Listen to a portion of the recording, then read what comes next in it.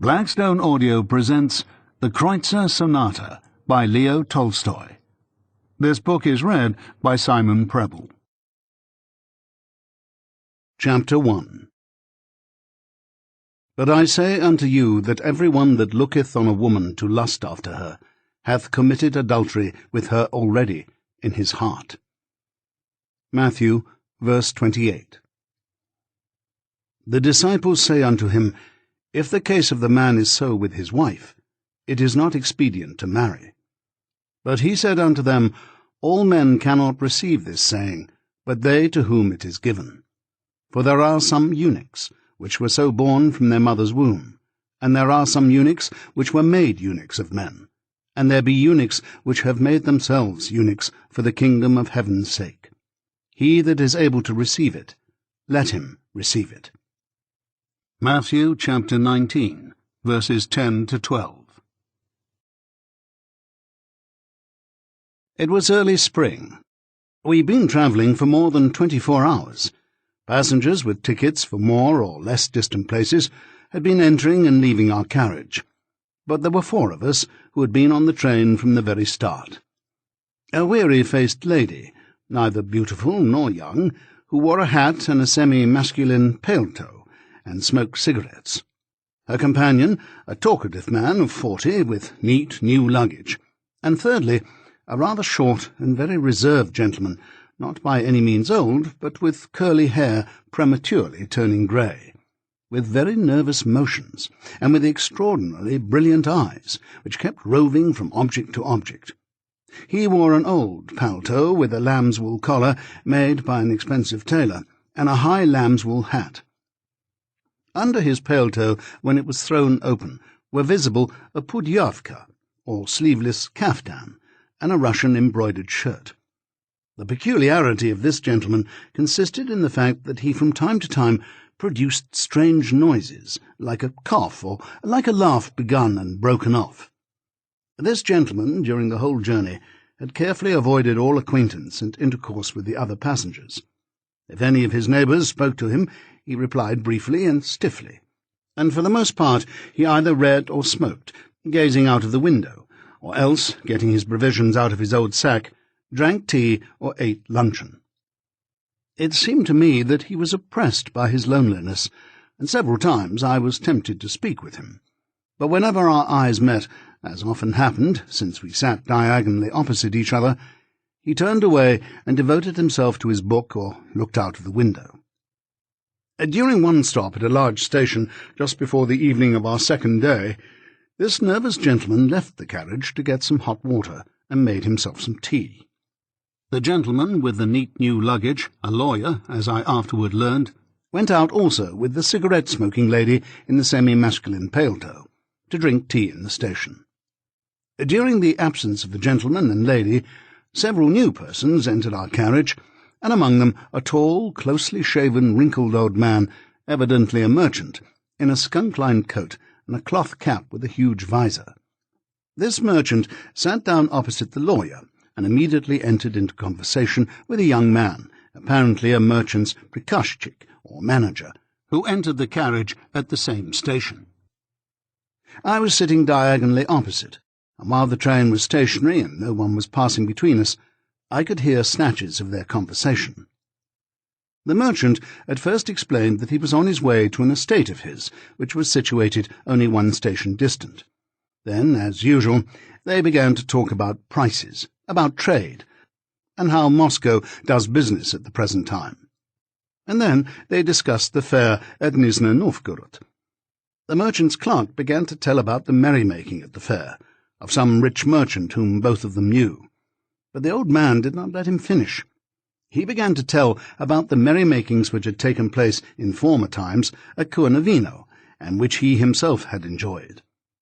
He was evidently proud of the share which he had taken in them, and with manifest delight he related how he and this same common acquaintance had once got drunk at Kournovino, and played such tricks that he had to tell about it in a whisper, whereat the clerk burst into a hearty fit of laughter which filled the whole carriage, and the old man also laughed, displaying 2 yellow teeth. Not expecting to hear anything interesting, I got up to go out on the platform till the train should start. At the door I met the lawyer and his lady, talking in a very animated manner as they walked. "You won't have time," said the sociable lawyer. "The second bell will ring in a moment." And in fact I had not even time to walk to the end of the carriage before the bell rang. When I got back to my place, the lively conversation was still going on. The old merchant sat silent in front of them, sternly looking straight ahead, and occasionally expressing his disapprobation by chewing on his teeth. Whereupon she explained to her husband, up and down, the lawyer was saying with a smile as I passed them, that she could not, and moreover she would not live with him, since— and he proceeded to tell something more which I could not hear. Behind me came still other passengers, then came the conductor, followed by a guard on the run, and there was considerable noise for a time, so that I could not hear what they were talking about. When it grew quieter, the lawyer's voice was heard again, but the conversation had evidently gone over from a particular instance to general considerations. The lawyer was saying that the question of divorce was now occupying general attention in Europe, and that with us in Russia the phenomenon was appearing more and more frequently. Noticing that his voice alone was heard, the lawyer cut his words short and addressed himself to the old man. "It didn't used to be so in old times, isn't that so?" he remarked, smiling pleasantly. The old man was about to make some answer, but at this moment the train started, and taking off his cap he began to cross himself and to whisper a prayer. The lawyer, turning his eyes away, waited politely. Having finished his prayer and crossed himself thrice, the old man put on his cap and pulled it down, settling it in place, and he began to speak. "The same thing took place, in old times, only less frequently," said he. "At the present time it can't help happening. People have grown cultured." The train, moving along more and more rapidly, thundered over the sleepers, and it was hard for me to hear. But it was interesting, and I took a seat nearer. My neighbour, the nervous, bright-eyed gentleman, was also evidently much interested, and listened, but without moving from his place. "In what respect are we ill-educated?" asked the lady, with a scarcely perceptible smile. "Do you mean that it would be better for men and women to get married as they used to do in old times, when the bride and bridegroom never even saw each other?" she went on asking, replying, after the fashion of many women, not to her neighbour's words, but to the words which she thought he would say. People did not know whether they would be able to love each other or not, but married whoever fell to their lot. Yes, and often they were tortured their whole lives long. "So you think that our old way was the best, do you?" she went on, addressing her discourse to me and to the lawyer, and least of all to the old man with whom she was talking. "We have already become very cultured," repeated the merchant, looking scornfully at the lady and leaving her question unanswered. "I should like to know how you explain the connection between culture and matrimonial quarrels," said the lawyer, with a scarcely perceptible smile. The merchant was about to say something, but the lady interrupted him. "No, that time has already passed," said she, but the lawyer checked her. "No, permit him to express his thought." "The absurdities of culture," said the old man resolutely. "People who do not love each other marry, and then they wonder that they get along inharmoniously," said the lady, hastily, glancing at the lawyer and then at me, and even at the clerk, who had got up in his seat and was standing with his elbow leaning on the back of the chair and listening to the conversation with a smile. "You see, animals only can be paired off in this way as the master may desire, but men and women have their own individual preferences and attachments," said the lady, evidently wishing to say something severe to the old merchant. "When you speak thus, you speak to no purpose, madam," said the old man. "Animals are brutes, but man has a law." "Well, how can one live with a man when there is no love?" insisted the lady, eager to express her opinion, which apparently seemed to her very novel. "In former times they did not discuss this," said the old man, in a magisterial tone. "It is only a recent development.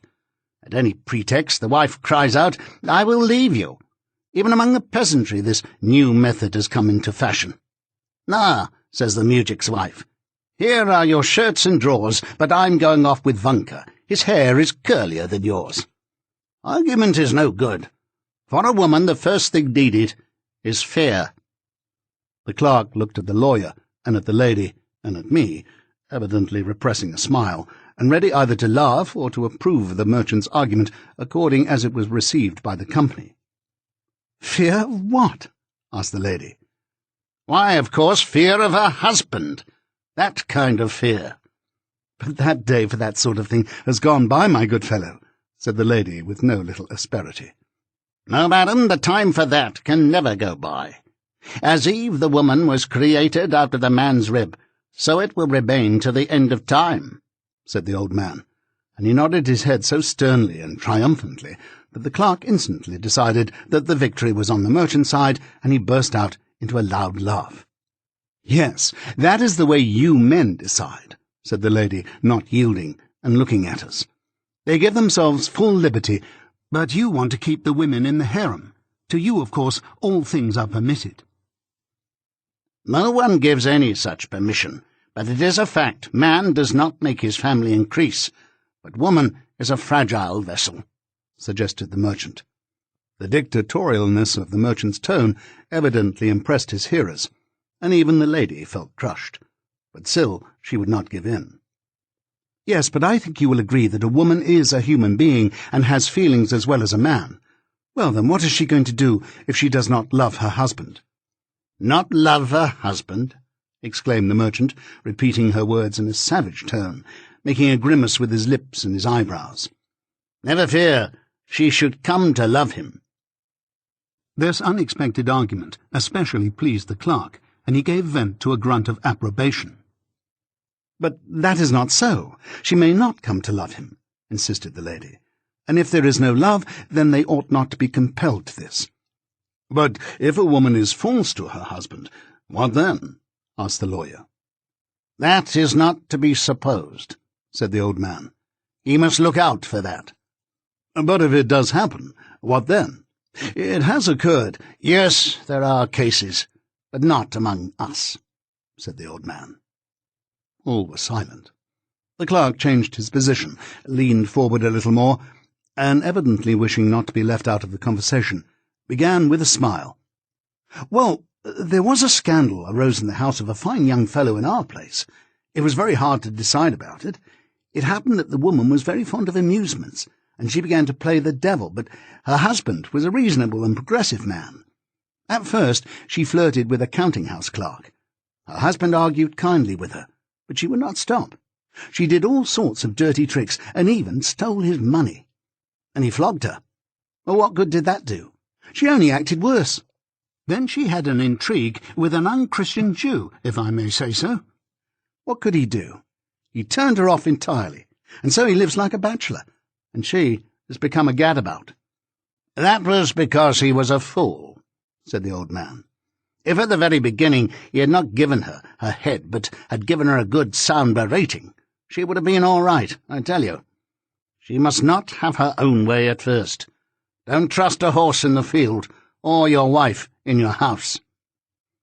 At this moment the conductor came along to take up the tickets for the next station. The old man surrendered his. "Yes," said he, "we've got to restrain the female sex betimes, or else everything will go to ruin." "Yes, but you were just telling how you married men enjoyed yourselves at the fair at Cunavino," said I, unable to restrain myself. "That was a personal matter," said the merchant, and he relapsed into silence. When the whistle sounded, the merchant got up, took his bag from under the seat, wrapped his coat round him, and lifting his cap, went out to the platform. Chapter 2. As soon as the old man had gone out, several voices spoke up at once. "An old-style papa!" exclaimed the clerk.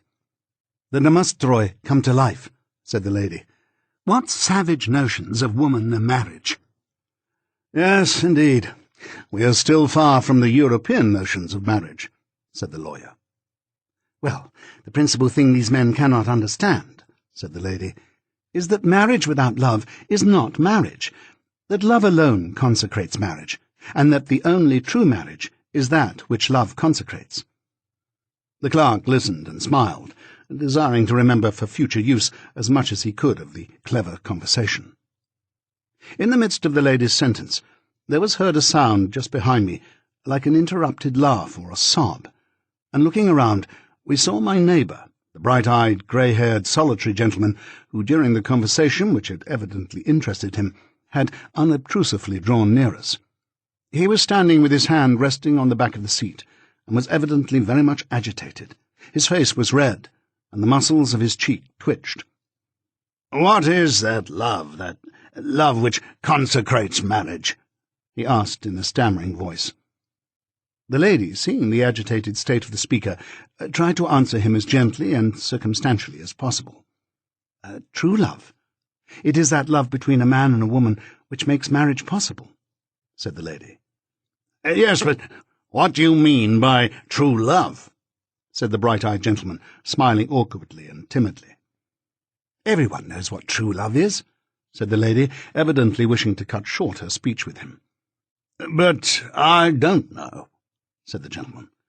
"You must define what you mean by it." "Why, it is very simple," said the lady, but she hesitated. Love is the exclusive preference which a man or woman feels for one person out of all the rest in the world," said she. "A preference for how long a time? For a month, or 2 months, or half an hour?" asked the grey-haired man, and laughed. "No, but excuse me, you are evidently not talking about the same thing." "Yes, I am talking about the same thing." "She says," interrupted the lawyer, and indicating the lady, "that marriage ought to result in the first place from an attachment, from love, if you will, and that if such a love actually exists, then only marriage furnishes of itself, so to speak, some consecration.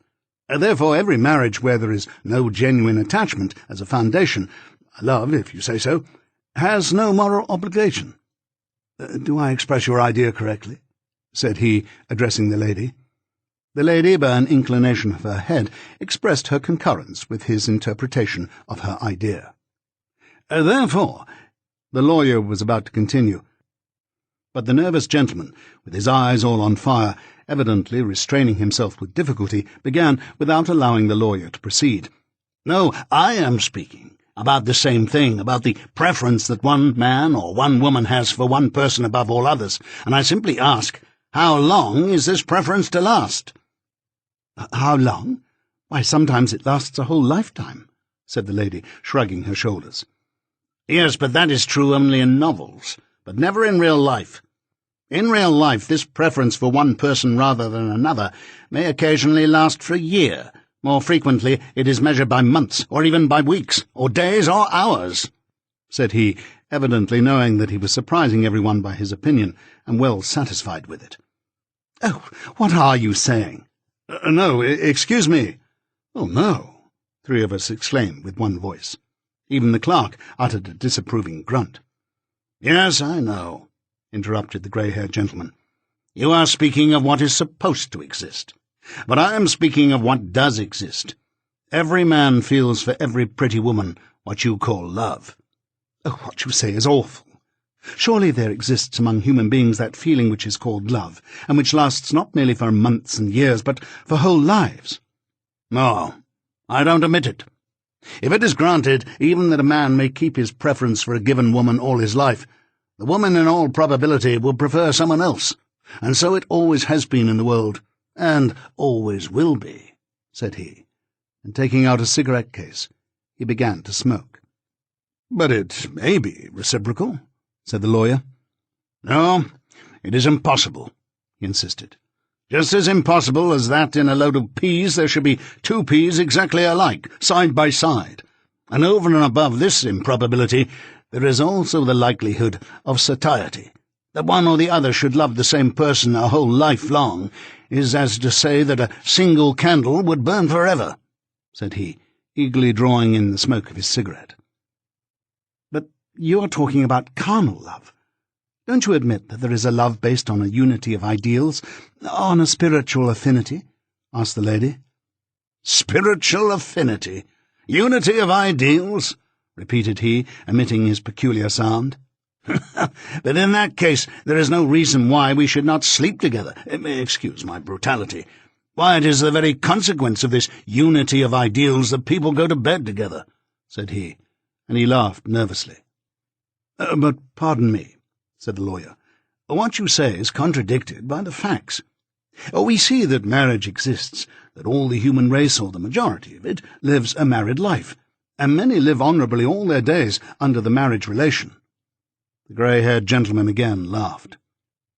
"You were just saying that marriage is founded on love, but when I express my doubt of the existence of love, except the sentimental kind, you try to prove the existence of love by the fact that marriages exist. But marriages in our day are all falsehood."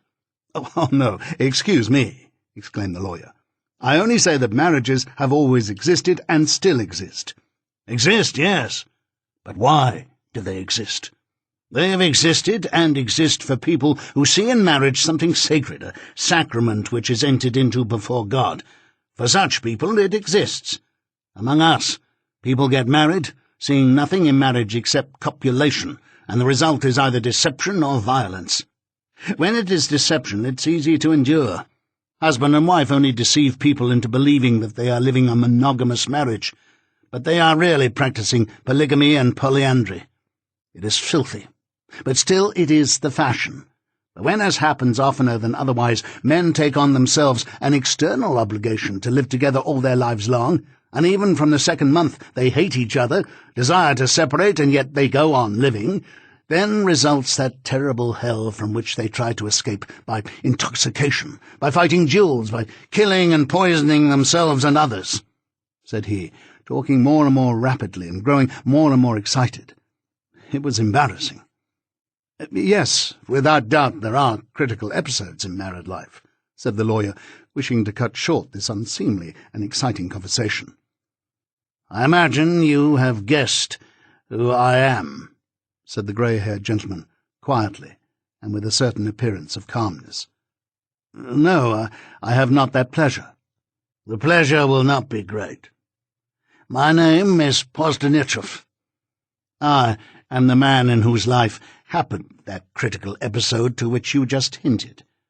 The episode of a man killing his wife," said he, swiftly glancing at each one of us. No one found anything to say, and we all kept silence. "Well, it is immaterial," said he, emitting his peculiar grunt. "However, excuse me. I will not trouble you any more." "Don't mention it," said the lawyer, himself not knowing exactly what he was saying. But Postanichov, not heeding him, quickly turned around and went back to his place. The gentleman talked in whispers with the lady. I sat down with Postanichov and said nothing, as I was unable to think of anything to say to him. It was too dark to read, and so I shut my eyes and pretended that I was going to sleep. Thus we rode in silence till we reached the next station. At that station the gentleman and lady were transferred to another carriage, concerning which they had arranged beforehand with the conductor. The merchant superintendent got into a comfortable position on his sofa and went to sleep. Postanichov kept smoking and drank his tea, which he got boiling hot at the station. When I opened my eyes and looked at him, he suddenly turned to me with an expression of resolution and exasperation. "Maybe it is disagreeable for you to be sitting with me, now that you know who I am. If that is so, I will leave you." "Oh, not at all, I beg of you." "Well then, wouldn't you like some? Only it is rather strong." And he poured me out some tea. "They say, but then they all lie," said he. "What are you speaking about?" I asked. "Always about the same thing. About love and what people mean by it. Don't you want to sleep?" "Not at all." "Then if you would like, I will relate to you how I was led by this very same kind of love to do what I did." "I should indeed, unless it would be painful for you." "No, it is hard for me to hold my tongue. You drink your tea, or is it too strong for you?" The tea was really like beer, but I drank a glass of it. At this moment the conductor came along. Poor Stanirchev silently followed him with angry eyes, and did not begin until he had left the car. Chapter 3. "Well, then, I will tell you. But are you sure you would like to have me?"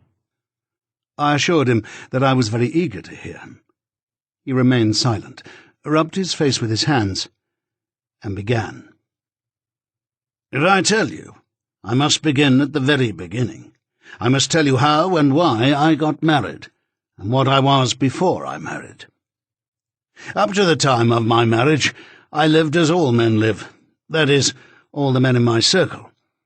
I am a landed proprietor and a university graduate, and I have been marshal of the nobility. Up to the time of my marriage, I lived as all men live, a dissipated life. And like all the young men of our circle, though living a dissipated life, I was persuaded that I was living as I ought. Regarding myself, I thought that I was a charming person, that I was a perfectly moral man. I was not a vulgar seducer. I had no unnatural tastes. I did not make this sort of thing my chief object in life, as did many of my intimates. I indulged in dissipation only moderately, decently, for my health's sake. I avoided such women as might, by the birth of a child or by the force of attachment to me, entangle me. However, there may have been children, and there may have been attachments, but I acted as if there was nothing of the sort. I not only considered this sort of thing moral, but I was proud of it." He paused, emitted his peculiar sound, as he apparently always did when a new thought occurred to him. And precisely here is the chief viciousness of it all," he cried. "Depravity does not lie in anything physical. Depravity does not imply any physical deformity. Depravity, genuine depravity, consists in freeing oneself from the moral relations to women with whom you enter into physical relations. And this emancipation I arrogated to myself as a virtue. I remember how one time I tormented myself because I had not paid a woman who apparently loved me and had given herself to me, and I was only rendered happy again when I sent her the money, as to show her thereby that I did not consider myself morally bound to her. Do not nod your head as if you agreed with me," he suddenly cried. "You see, I know that kind of trick. All of you in the best circumstances, unless you are a rare exception, have just such views as I had then. Well, no matter. Please excuse me," he went on, "but this is the whole trouble, and it is awful, awful, awful." "What is awful?" I asked. "The abyss of error in which we live in relation to women, and our relations to them. It is true I cannot talk with any calmness in regard to this, and the reason I cannot is that episode which took place in my life. But ever since that episode occurred, my eyes have been opened, and I have seen everything in an entirely different light, exactly the opposite, exactly the opposite." He smoked his cigarette, and leaning his elbows on his knees, went on talking again. In the darkness I could not see his face, but above the rattle and rumble of the train I could hear his suggestive, pleasant voice. Chapter 4. "Yes, only by tormenting myself as I have, only by means of this, have I learned where the root of the whole trouble is. Have I learned what must be, and therefore have come to see the whole horror of what is. Now, be kind enough to see, just here, how and when began that which led me to that episode of which I have spoken. It began when I was not quite 16 years old. It happened when I was still in the gymnasium, and my oldest brother was a student in the first class. I had not known women at that time, but like all the unfortunate boys of our circle, I was by no means an innocent child. 2 years before, I had been corrupted by coarse boys.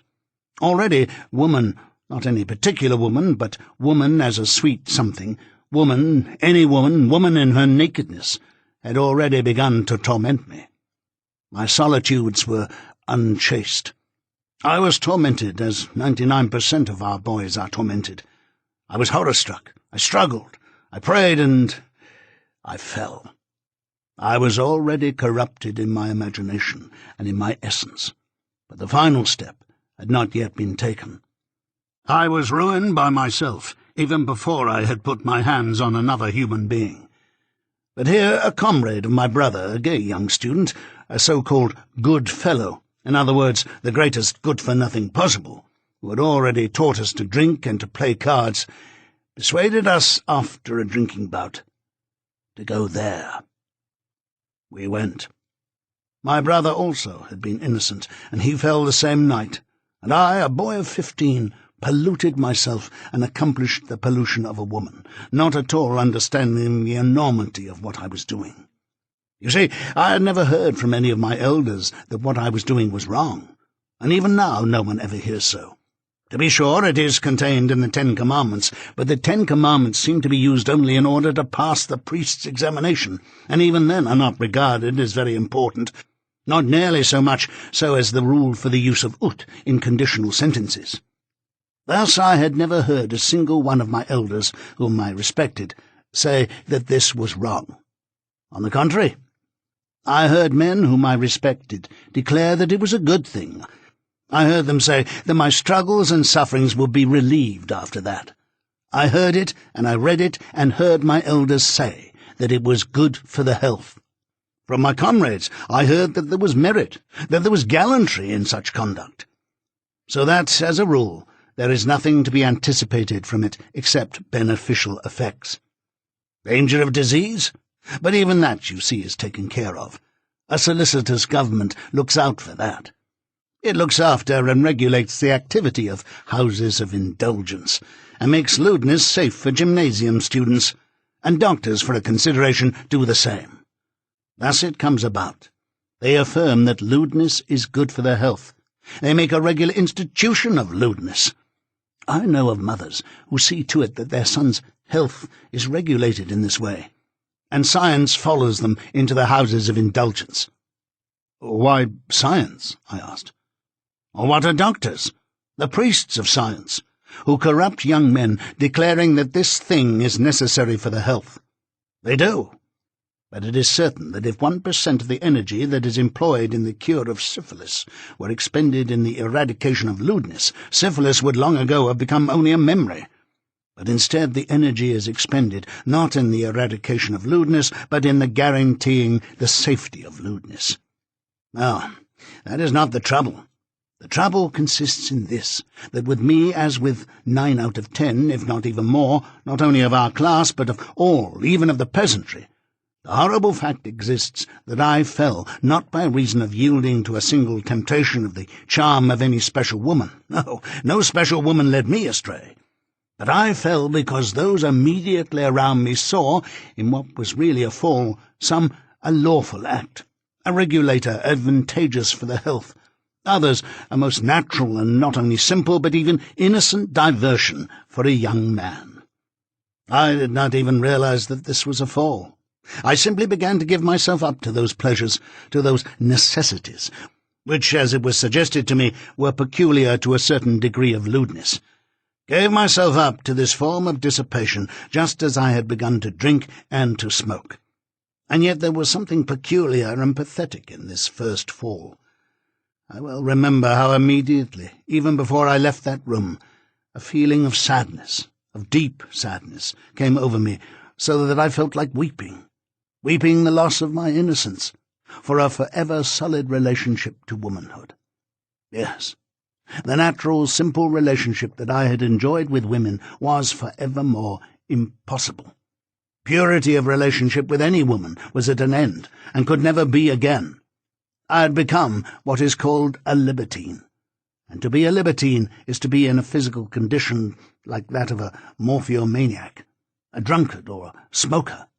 As the morphiomaniac, the drunkard, the smoker is no longer a normal man, so a man who uses women for his own pleasure is no longer normal, but is a man forever spoiled, is a libertine. As the drunkard and the morphomaniac can be instantly recognized by his face, by his actions, so it is with the rake. The libertine may restrain himself, may struggle with his inclinations, but his simple, pure, frank, and fraternal relations with women are no longer possible. By the very way in which he looks at a young woman and stares at her, the libertine is to be recognized. And I became a libertine, and I remained one, and that was my ruin. Chapter 5. Yes, so it was. So it went, further and further, and every kind of depravity ensued. My God, when I remember all my abominable actions in this particular, I am overwhelmed with horror. I also remember how my comrades used to laugh at my so-called innocence. And when you hear about our gilded youth, our officers, our young Parisians, and all these gentlemen, and I, when we, libertines of 30, having on our souls hundreds of the most varied and horrible crimes against woman, when we, rakes of 30, come into the drawing-room or the ball-room, freshly washed, cleanly shaven, well perfumed, in immaculate linen, in evening dress or uniform, what emblems of purity! How charming we are! Just think what ought to be and what is. It ought to be that when such a gentleman comes into the society of my sister or my daughter, I, knowing about his life, what it is, shall go to him, draw him quietly to one side, and say in a confidential whisper, "My dear fellow, you see I know exactly how you are living, how you are spending your nights, and with whom. This is no place for you. Here are pure, innocent women and girls. Please, go." So it ought to be. But in reality, when such a gentleman makes his appearance, or when he dances with my sister or my daughter, clasping her in his arms, we rejoice if he is rich and well-connected. Perhaps he honours my daughter after Rigilbosch. Even if traces of his disease still remain, it is of no consequence. The cure is easy nowadays. I know that some girls of the highest society have been given by their parents with enthusiasm to men affected with certain diseases. Oh, what rottenness! But the time is coming when this rottenness and falsehood will be cured. Several times he emitted his strange noises and sipped his tea. His tea was terribly strong. There was no water at hand to weaken it. I was conscious that the 2 glasses which I had drunk had greatly excited my nerves. The tea also must have had a great effect on him, because he kept growing more and more excited. His voice kept growing louder and more energetic. He kept changing his position. At one moment he would pick up his hat, then he would put it on again, and his face kept strangely changing in the twilight in which we were sitting. Well, that was the way I lived until I was 30 years of age, never for a moment abandoning my intention of getting married and arranging for myself the most lofty and unsullied existence. And with this end in view, I looked at every girl who came under observation," he continued. "I was soiled with the rottenness of lewdness, and at the same time I was looking round for a girl who by her purity might meet my demands. Many of them I instantly rejected on the ground that they were not sufficiently pure for me. At last I found one whom I thought worthy of me. She was one of the 2 daughters of a man in the government of Penza, who had formerly been very rich, but was at that time ruined. One evening, after we had been somewhere in a boat and were returning home by moonlight, and I was sitting next to her and admiring her well-proportioned figure, clad in a jersey and her curly locks, I suddenly made up my mind that she was the one. It seemed to me that evening that she understood everything I felt and thought, and I thought the most elevated thoughts.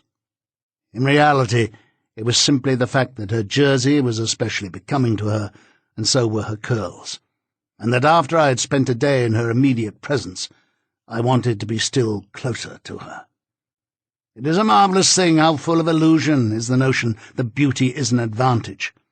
A beautiful woman says all sorts of foolishness. You listen, and you do not hear any foolishness, but what you hear seems to you wisdom itself. She says and does vulgar things, and to you it seems lovely. Even when she does not say stupid or vulgar things, but is simply beautiful, you are convinced that she is miraculously wise and moral. I returned home enthusiastic, and resolved that she was high above all moral perfection, and that she was therefore fit to be my wife. And the next day I made my proposal. See what an entanglement it was? Out of 1,000 married men, not only in our rank, but unfortunately also in the people, there is scarcely one who, like Don Juan, would not have been married already not merely 10 times, but even 100 or 1,000 times before the marriage ceremony. It is true there are now, so I hear, and I believe it, some young men who live pure lives, feeling and knowing that this is no joke, but a serious matter. God help them. But in my time there was not one such out of 10,000, and all know this and pretend that they do not know it. In all novels, the feelings of the heroes, the ponds, the bushes around which they wander, are described in detail. But though their mighty love to some particular maiden is described, nothing is said about what the interesting hero was doing before, not a word about his frequenting houses of indulgence, about his relations with chambermaids, cooks, and other women. Improper novels of this kind, if there are any, are not put into the hands of those who most of all need to know about these things, that is, young women. At first, they pretend before young women that this form of dissipation, which fills half of the life of our cities and of our villages also, does not exist at all. Afterward, they become so accustomed to this hypocrisy that at last they come actually to believe that all of us are moral men and live in a moral world. Girls, poor things, really believe in this with perfect seriousness. Thus did my unhappy wife believe. I remember how after I became engaged to her, I showed her my diary, in which she might learn as much as she would like, even though it were very little of my past, and especially regarding the last intrigue in which I had been engaged, for she might hear about this from others, and so I felt it necessary to tell her. I remember her horror, her despair and disillusionment when she knew it all and realized what it meant. I saw that she was tempted to throw me over then. And why didn't she do it? He emitted his peculiar sound, took another swallow of tea, and paused. Chapter 6. "Oh, on the whole it is much better, ever so much better so," he cried. "I deserved it, but that is not the point. I mean that in this business the only persons deceived are the poor, unfortunate girls. Their mothers certainly know this. Their mothers know it as well as anyone, because they've been told by their husbands, and they pretend that they believe in the purity of men, though in reality they do not at all. They know by what bait to catch men for themselves and for their daughters. But you see, we men don't know, and we don't know because we don't want to know. But women know perfectly well that the most sublime, and as we call it, the most poetic love depends not on moral qualities, but on physical proximity, and then on the way of doing up the hair, the complexion, the cut of the gown. Ask an experienced coquette who has set herself the task of entrapping a man, which she would prefer to risk, being detected in falsehood, cruelty, even immorality, in the presence of the one whom she is trying to entice, or to appear before him in a badly made or unbecoming gown. And every time she would choose the first. She knows that man merely lies when he talks about lofty feelings. All he wants is the body, and so he pardons all vulgarities. But he would never pardon an ugly, unbecoming, unfashionable costume. The coquette knows this consciously. Every innocent girl knows this unconsciously, just as animals know it. Hence these abominable jerseys, these tournures, these naked shoulders, arms, and almost bosoms. Women, especially those that have been through the school of marriage, know very well that talk on the highest topics is all talk, but what man wants is the body, and everything which displays it in a deceptive but captivating light, and they act accordingly. If we should once forget that we are accustomed to this indecency which has become second nature, and look at the life of our upper classes as it really is in all its shamelessness, it would appear like one luxurious house of indulgence. Don't you agree with me? Excuse me, I will prove it to you," he repeated, not allowing me a chance to speak. "You say that the women in our society live for other aims than the women in the houses of indulgence, but I say that it is not so, and I will prove it to you. If people differ by their aims, by the internal contents of their lives, then this difference will be shown also externally, and externally they will be different. But look at these unhappy, these despised women, and then on the ladies of our highest social circles. The same decorations, the same fashions, the same perfumes, the same bare shoulders, arms and bosoms, the same extravagant exhibition of the tournure, the same passion for precious stones, for costly, brilliant things, the same gaieties, dances and music and singing. The methods of allurement used by the ones are used by the others. Chapter 7. Yes, and I was captured by these jerseys and locks of hair and tournures.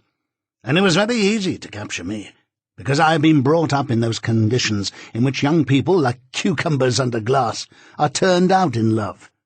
You see, our too abundant and exciting food, coupled with a perfectly idle existence, is nothing else than a systematic incitement to lust. You may be surprised or not, but it is so. I myself have seen nothing of this sort of thing until recently, but now I have seen it. This is the very thing that troubles me, that no one recognizes this, but everyone says stupid things, like the woman who just got out. Yes, not far from where I live, some moujiks were working this spring on the railway. The ordinary fare of the peasantry is meagre: bread, kvass, onions. The moujik is lively, healthy and sound. He goes to work on the railway, and his rations consist of kasher and 1 pound of meat. But in repayment of this, he gives back 16 hours' work, amounting to 30 poods, carried on a wheelbarrow. And it is always so with him. But we, who eat daily 2 pounds of meat and game and fish and all kinds of stimulating foods and drinks, how does that go? In sensual excesses. If it goes that way, the safety valve is open, and all is satisfactory. But cut off the safety valve, as I kept it covered temporarily, and immediately there will be an excitement which, coming through the prism of our artificial life, is expressed in a love of the first water, and is sometimes even platonic. And I fell in love, as all young men do. And everything followed its course. Transports and emotions and poetry. In reality, this love of mine was the result, on the one side, of the activity of the mamasha and the dressmakers, on the other, of the superfluity of stimulating food eaten by me in idleness. Had there not been, on the one hand, excursions in boats, had there not been dressmakers with close-fitting gowns and the like, and had my wife been dressed in some formless house-dress and stayed at home, and had I, on the other hand, been a man in normal conditions, eating only as much food as I needed for my work, and had my safety valve been open, but then it chanced to be temporarily closed, I should not have fallen in love, and there would not have been any trouble. Chapter 8. Well, so it went on. My rank and fortune and good clothes and excursions in boats did the business. 20 times it does not succeed, but this time it succeeded like a trap. I am not jesting. You see, nowadays marriages are always arranged like traps. You see how natural it is? The girl has arrived at maturity and must be married. What could be more simple when the girl is not a monster and there are men who wish to get married? This is the way it used to be done. The girl has reached the right age. Her parents arrange a marriage. Thus it has been done. Thus it is done throughout the world, among the Chinese, the Hindus, the Muslims, and among the common Russian people. Thus it is managed among at least 99% of the human race. It is only among a small 1%, among us libertines and debauchees, that this custom has been found to be bad, and we have invented another. Now what is this new way? It is this. The girls sit round, and the men come as at a bazaar and take their choice. And the girls wait and wonder and have their own ideas. But they dare not say, "Good fellow, take me." No, me, not her, but me. Look, what shoulders and all the rest. And we, the men, walk by and stare at them and are satisfied. I know a thing or two. I'm not caught. They go by, they look, they are satisfied that this is all arranged for their special benefit. Look, don't get taken in. Here's your chance. What is to be done, then? I asked. "You would not have the young women make the offers, would you?" Well, I can't exactly say how. Only, if there is to be equality, then let it be equality. If it is discovered that the system of the go-between is humiliating, still this is 1,000 times more so. Then the rights and chances were equal, but in our method, the woman is either a slave in a bazaar or the bait in the trap. You tell any mother or the girl herself the truth, that she is only occupied in husband-catching. My God, what an insult! But the truth is, they do this, and they have nothing else to do. And what is really dreadful is to see poor and perfectly innocent young girls engaged in doing this very thing. And again, it would not be so bad if it were only done openly, but it is all deception. The origin of species, how interesting it is. Lily is greatly interested in painting. And shall you be at the exhibition? How instructive! And the troika rides, and the theatre, and the symphony. Oh, how remarkable! My Lily is crazy over music. And why don't you share these views? And then the boat rides, and always one thought, take me, take my Lily. No, me. Just try your luck. Oh, vileness, oh, falsehood, he concluded, and swallowing the last of his tea, proceeded to gather together his cups and utensils. Chapter 9. "Do you know," he began, while he was packing up his tea and sugar in his bag, "the dominance of women, which is the cause of the sufferings of the world, all proceeds from this?" "Well, how the dominance of women?" I asked. "All rights, the majority of rights, belong to men." Yes, that is the very thing," he exclaimed, interrupting me. "That is the very thing I wanted to say to you. And that is just what explains the extraordinary phenomenon that on the one side it is perfectly true that woman is reduced to the lowest degree of humiliation. On the other, she is the queen.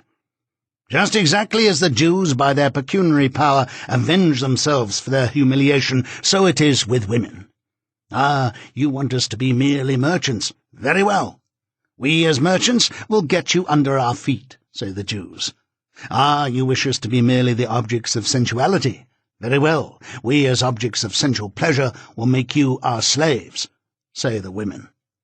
A woman's lack of rights does not consist in the fact that she cannot vote or sit as judge, for rights are not embraced in any such activities, but in the fact that in sexual intercourse she is not the equal of the man. She must have the right to enjoy the man or keep him at a distance according to her fancy. She must be able to choose her husband according to her own desire, instead of being the one chosen. You say this would be unbecoming. Very good, then let the man cease to have these rights.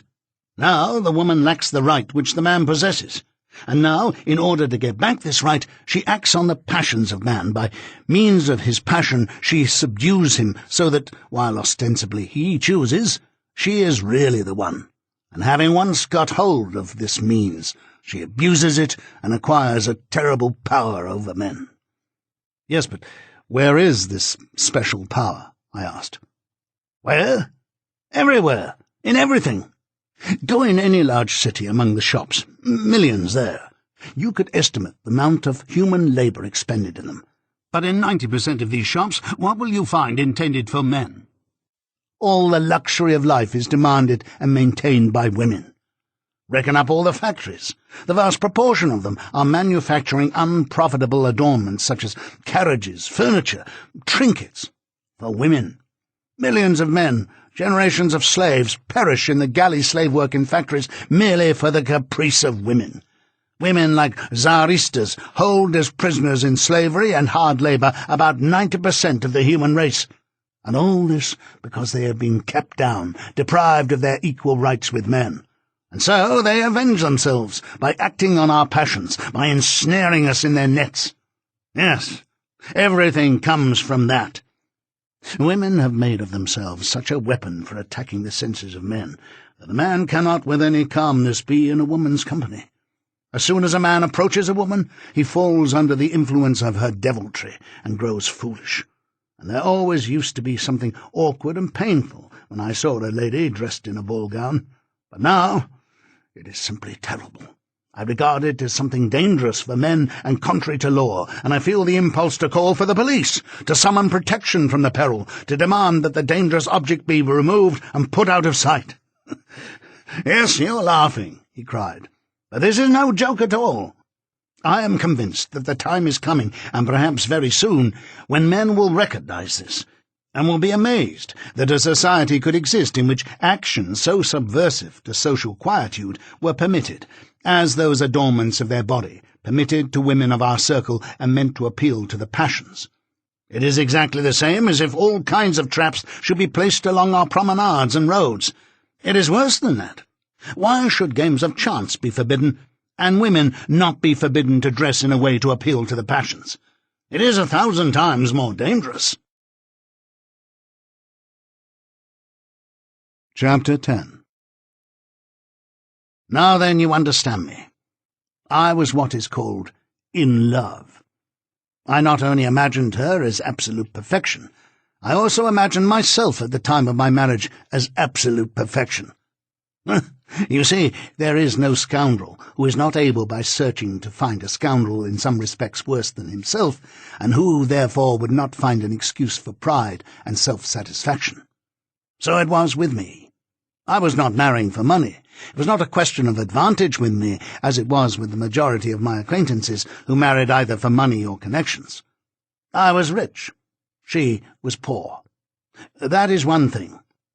Another thing, which afforded me reasons for pride, was the fact that while other men married with the intention of continuing to live in the same polygamy as they had enjoyed up to the time of their marriage, I had firmly resolved to live after my marriage as a monogamist, and my pride had no bounds in consequence of this resolution. Yes, I was a frightful pig, but I imagined that I was an angel. The time between my betrothal and my marriage was not very long, but I cannot remember that period of my engagement without shame. How vile it was! You see, love is represented as spiritual and not sensual. Well, if it is love, it is spiritual. If it is a spiritual communion, then this spiritual intercourse ought to be expressed in words, in conversations, in colloquies. There was nothing of this. It used to be awfully hard to talk when we were alone together. What a labour of Sisyphus it used to be! No sooner had we thought of something to say, and said it, then we would have to be silent, and it would be necessary to think of something else. There was nothing to talk about. Everything that might be said of the life awaiting us, our arrangements, our plans, had been said. And what was there more? You see, if we had been animals, then we should have known that it was not expected of us to talk. But here, on the contrary, it was necessary to talk, but there was nothing to say because what really interested us could not be expressed in words. And moreover, there was that abominable custom of eating bonbons, that coarse gluttony, that gourmandizing on sweets and all those vile preparations for marriage, discussions about rooms, apartments, beds, nightgowns, robes, linen, and toilets. Now you will admit that if marriages were arranged in accordance with the demonstroi, as that old man said, when the cushions, the dowry, the bed, and all that sort of thing would be merely particulars corresponding with the sacrament. But among us, when out of 10 men who go to the altar, probably scarcely 9 believe, not merely in the sacrament, but do not even believe that what they are doing is anything binding. When out of 100 men there is scarcely one who has not been practically married before, and out of 50 not more than one who is not ready to deceive his wife on any convenient pretext. When the majority regard the going to the church as merely a special condition for the possession of a certain woman. Think what a terrible significance, in view of all this, all these details must have. It comes to be something in the nature of a sale.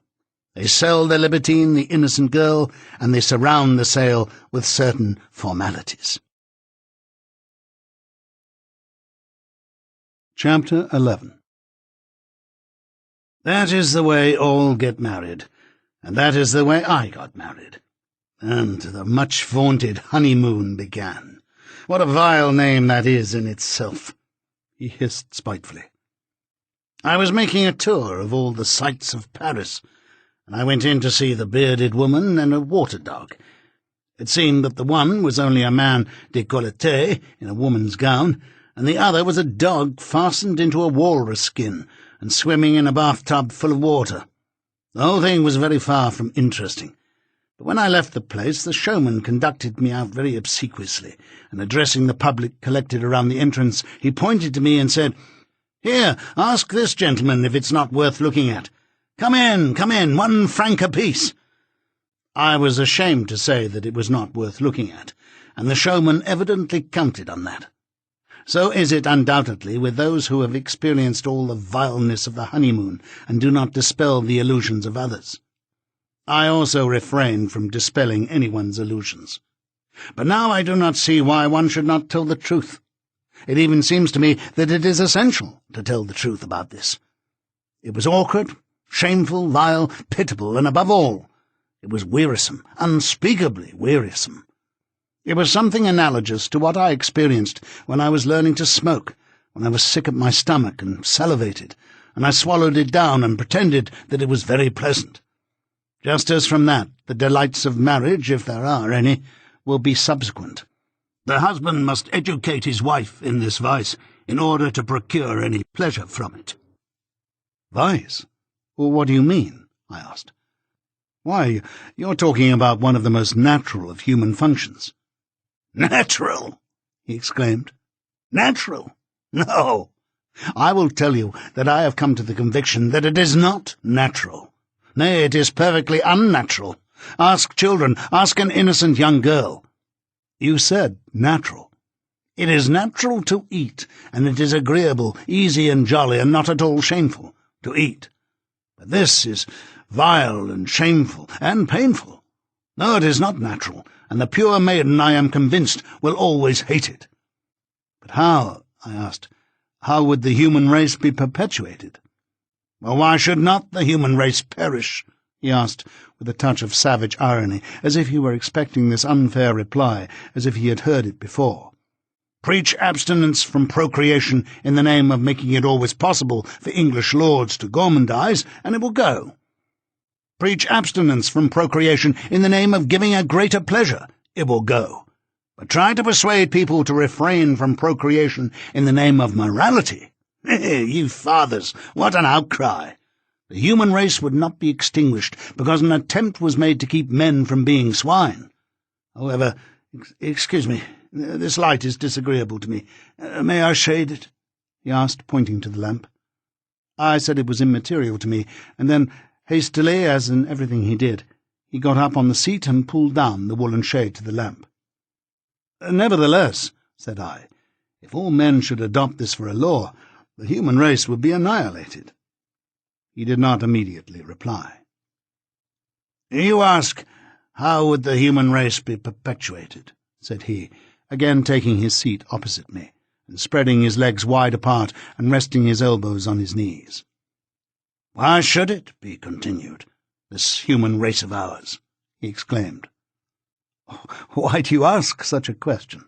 Otherwise there would be no more of us. Well, why should there be? What a question. Why, to live, of course. But why should we live? If here is no other aim, if life was given only to perpetuate life, then there is no reason why we should live. And if this is so, then the Schopenhauers and Hartmanns, and all the Buddhists as well, are perfectly right. Now, if there is a purpose in life, then it is clear that life ought to come to an end when that purpose is attained. This is the logic of it, said he with evident agitation, and seeming to set a high value on his thought. This is the logic of it. Observe, if the aim of mankind is happiness, goodness, love if you prefer, if the aim of mankind is what is said in the prophecies, that all men are to unite themselves in universal love, that the spears are to be beaten into pruning hooks, and the like, then what stands in the way of the attainment of this aim? Human passions do. Of all passions, the most powerful and vicious and obstinate is sexual, carnal love. And so if passions are annihilated, and with them the last and most powerful carnal love, then the prophecy will be fulfilled. Men will be united together. The aim of mankind will have been attained, and there will be no longer any reason for existence.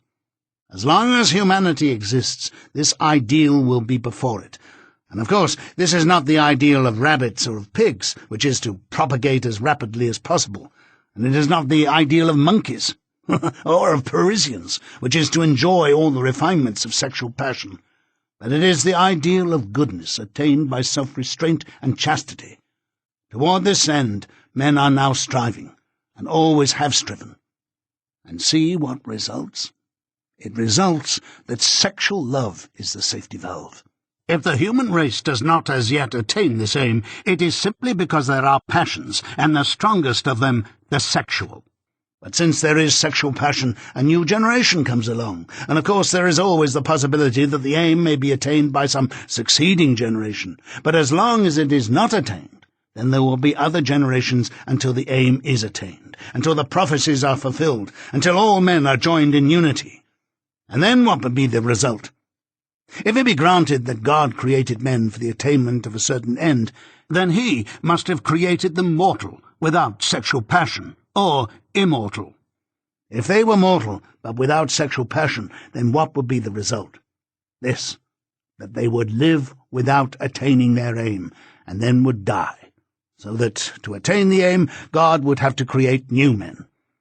But if they were immortal, then let us suppose, though it is harder for those men to correct mistakes and approach perfection than it is for the new generations, let us suppose, I say, that they reached their goal after many thousand years. But then, why should they? What good would the rest of their lives be to them? It is better as it is. But perhaps you do not approve this form of expression. Perhaps you are an evolutionist. Even then it comes to the same thing. The highest genus of animals, men, in order to get the advantage in the conflict with other creatures, must band together like a hive of bees, and not propagate irregularly, must also, like the bees, nourish the sexless ones.